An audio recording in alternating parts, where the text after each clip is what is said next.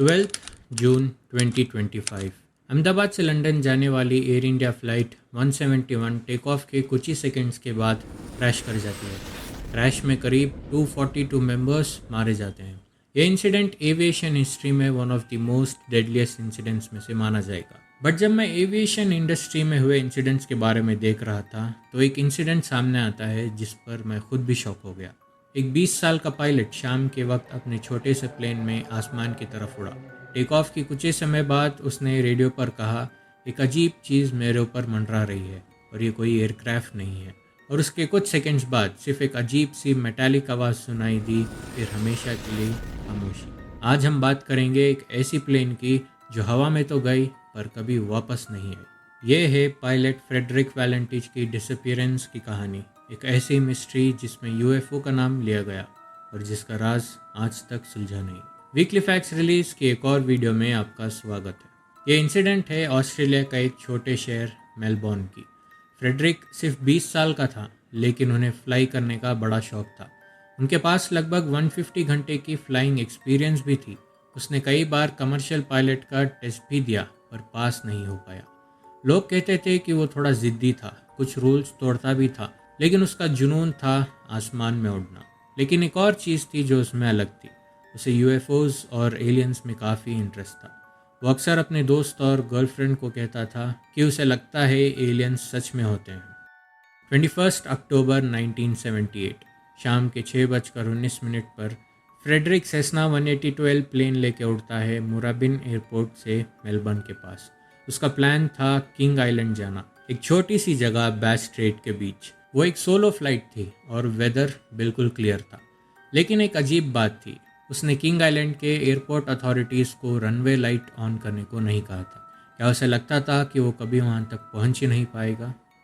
शाम के 7:06 Frederick air traffic control से कांटेक्ट करता है। वो उन्हें ये पूछता है कि क्या आपके पास कोई एयरक्राफ्ट की इन्फॉर्मेशन है जो 5000 फीट के नीचे हो। एटीसी से जवाब आता है, इस वक्त कोई एयरक्राफ्ट उस एल्टीट्यूड पर नहीं है।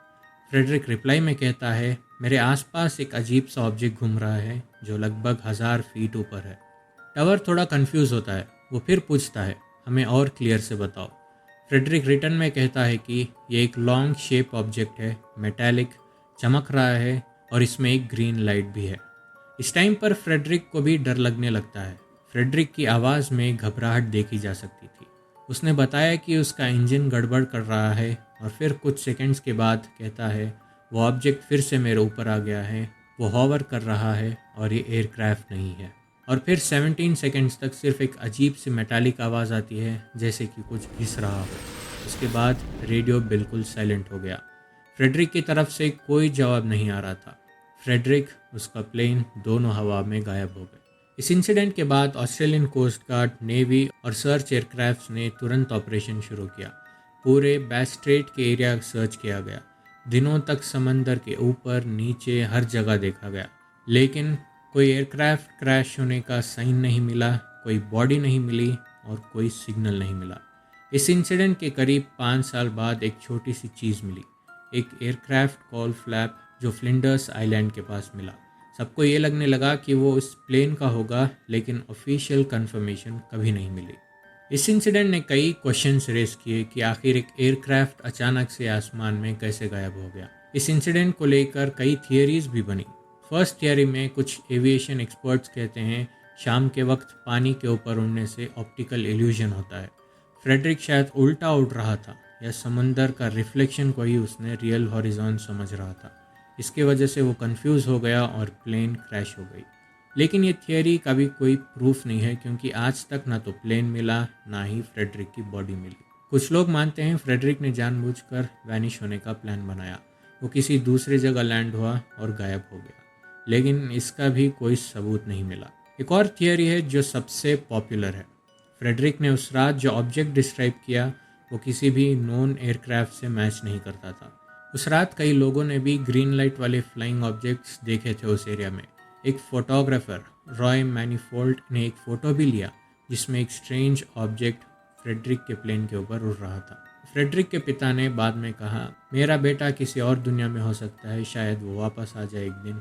आज भी फ्रेडरिक का डिसअपियरेंस एविएशन हिस्ट्री में सबसे बड़ी मिस्ट्रीज में से एक माना जाता है। एक ऐसा पायलट जिसका रेडियो पर लास्ट मैसेज था, ये एयरक्राफ्ट नहीं है।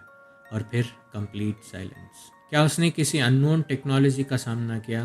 क्या एलियंस उसे ले गए या ये सिर्फ एक एक्सीडेंट था? आप क्या सोचते हैं, यूएफओ, कॉन्स्पिरेसी या सिर्फ एक सैड एक्सीडेंट?